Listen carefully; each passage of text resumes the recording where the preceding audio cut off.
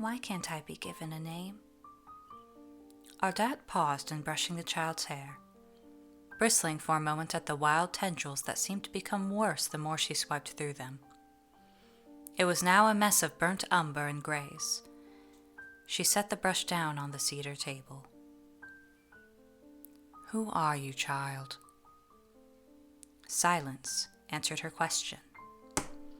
Ardat began to tap one fine nail against the table, slowly, increasing the pressure each time it made contact with the surface.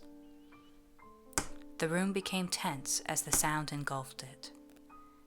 She was mildly satisfied when the child began to shiver each time the digit produced a sound. Finally, a hint of submission. Who are you? The child turned to face her, eyes downcast, pale hands wringing the bottom of her dress. She mumbled. Silence rang through the room, save for the nervous breathing coming from the form in front of her.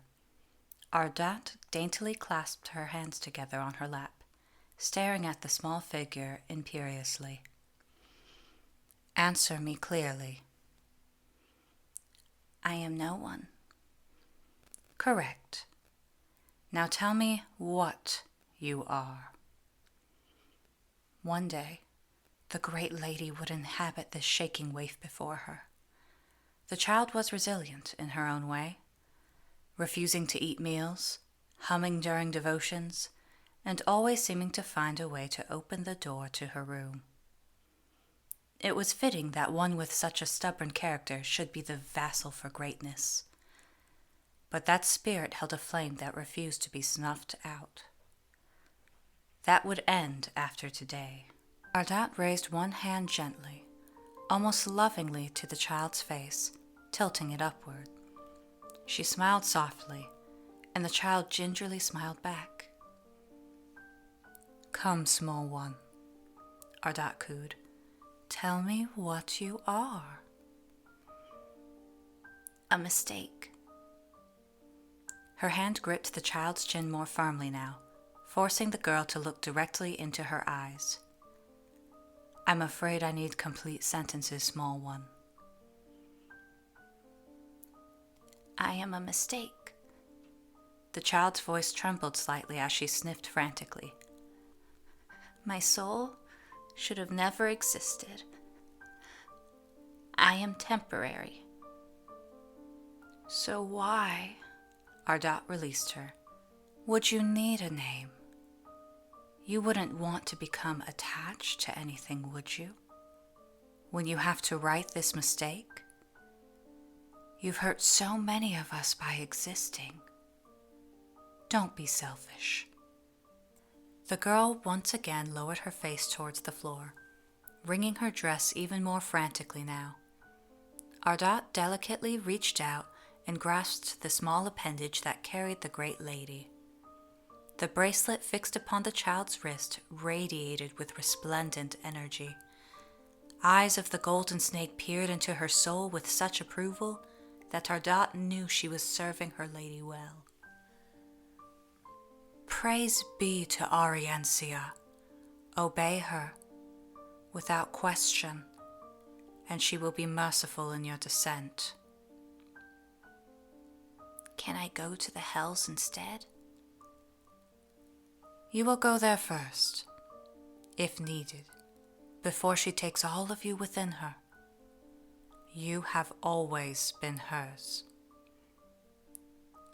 Soon the girl would need a new dress if she kept up her frantic tugging. You do raise a point, though, child. You must get confused when we say you. Goodness. Even that sentence just now sounded confusing to my ears. How troubled you must be. Hopeful eyes raised to meet Ardat's, and she had to contain the sneer that wanted to envelop her face. She stood, gently taking the hand of the child as she began to walk across the room, her heels making clicks as she moved, while the child's bare feet made soft thumping sounds. Training her to be silent would be the next task, after she learned how to handle pain appropriately. The two found themselves in front of an ornate mirror, and Ardat grasped the girl's shoulders, putting her directly in the center of it.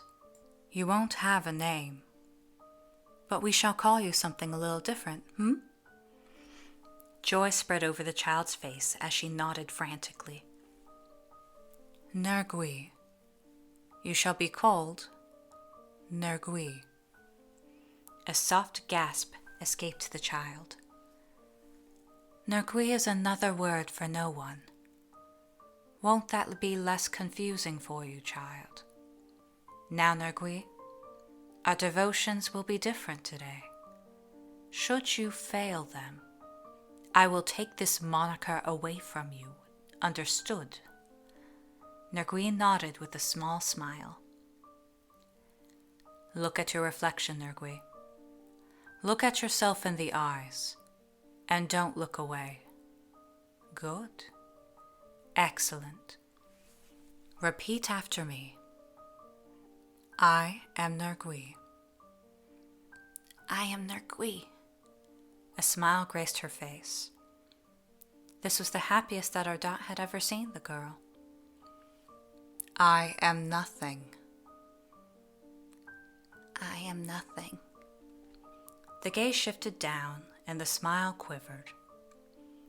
Remember our deal, Nergüi. You must look into your eyes while we do our devotions. We must get rid of that temptation and selfishness in you. Look into your eyes. This is your only warning. Nergüi's gaze looked into the mirror, determined.